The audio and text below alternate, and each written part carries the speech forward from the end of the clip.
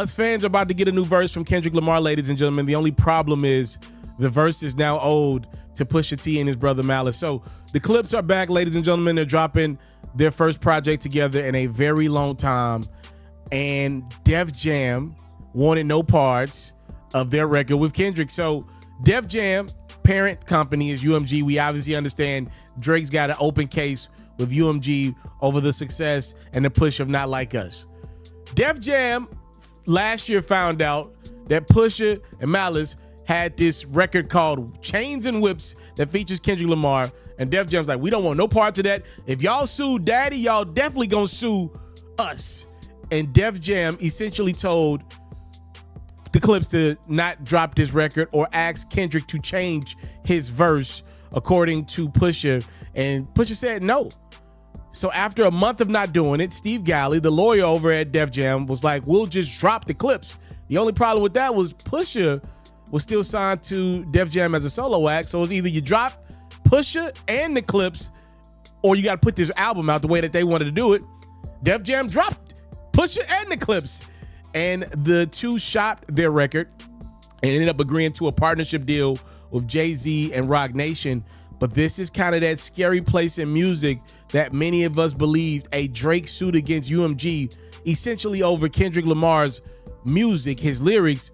These are the ripple down effects, and Pusha T acknowledged that this could be problematic. I will say this: if Drake's adamant to have a lawsuit, said Pusha, it's only because he knows all the things that they did to suppress everything that happened around Adidon, which was his diss record years ago, and the verses and records and things that were happening back then. The suing thing is bigger than some rap-ish, which is why I can't rate Drake.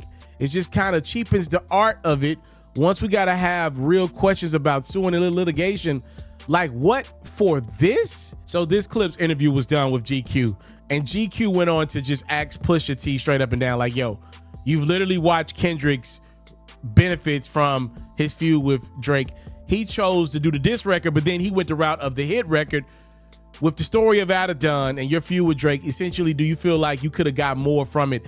Literally watching Kendrick go from an arena tour act before Drake beef to a stadium tour act after, and that's off the back of his Drake feud. Pusha said, nah, I feel like everything happened the way it was supposed to happen. I had my own vision and my own intent and everything that I did during that time, and I did everything I wanted to. There was nothing that I felt slighted about in watching anything that happened last year between Kendrick and Drake. It was good to watch. I knew where it was going. I knew how it was going to play out, and it did. And I just want to acknowledge one of my favorite lines in all of Kendrick's disses to Drake last year was, let me see you Pusha T. Oh, you better off spinning it again at him if you thinking about pushing me. He's Terrence. I'm Terrence. Yeah, whooping feet.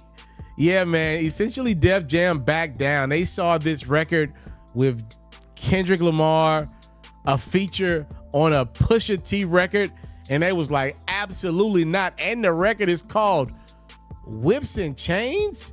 Chains and Whips?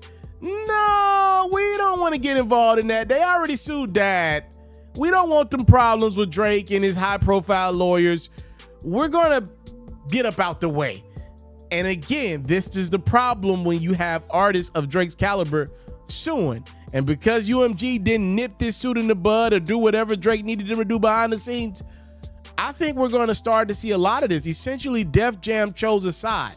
They did not want to make enemies out of Drake, despite having Pusha T signed to their label. That's exactly what happened. If you're listening to Pusha T, one of the reasons why Pusha even got into a feud with Drake centered around Drake's relationship with Kanye West. As many of you know, Pusha and Kanye's relationship over the years has went sour. Push was once signed to Kanye and Good Music, and when asked by GQ about his relationship with Ye today, he was like, bro, he's been mentioning me, screaming about me. You got every soul believing that I've done a great injustice to you, and that's a lie. He goes on his rants. The one thing I can say about him is that he knows that every issue that he's having and crying about online right now, I've told him distinctly about those things.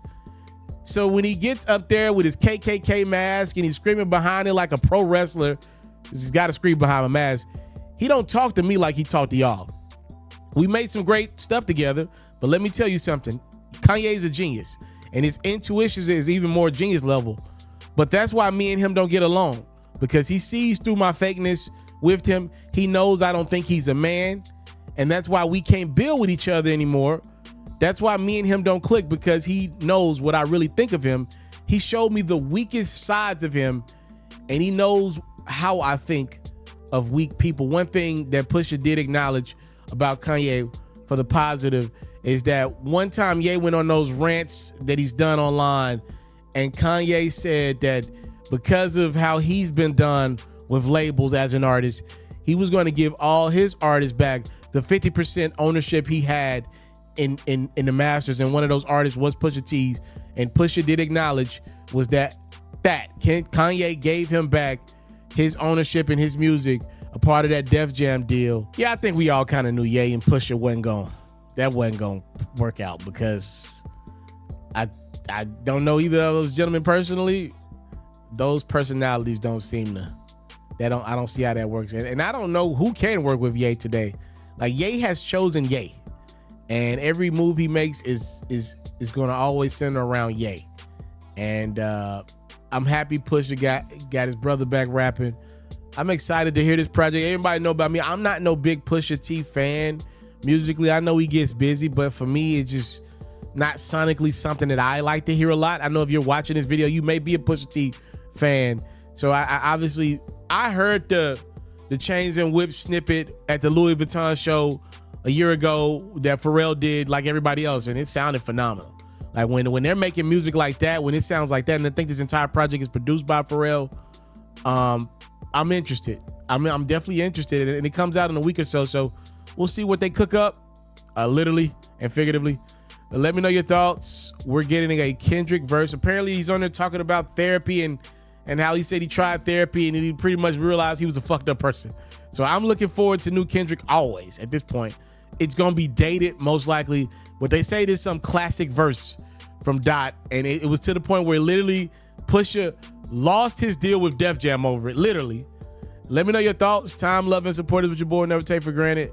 I'm out. It's Pharaoh's favorite time of the year, ladies and gentlemen. The NBA playoffs are intense, and my sponsor partners over at Underdog want to make that intensity worth your while.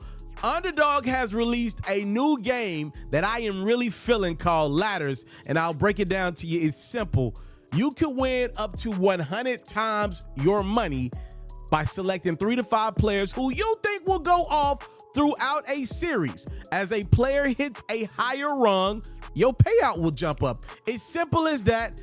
And when you sign up, all you got to do is use your boy promo code Ferro, F-E-R-R-O. You know I'm going to throw you a few dollars extra on your first deposit.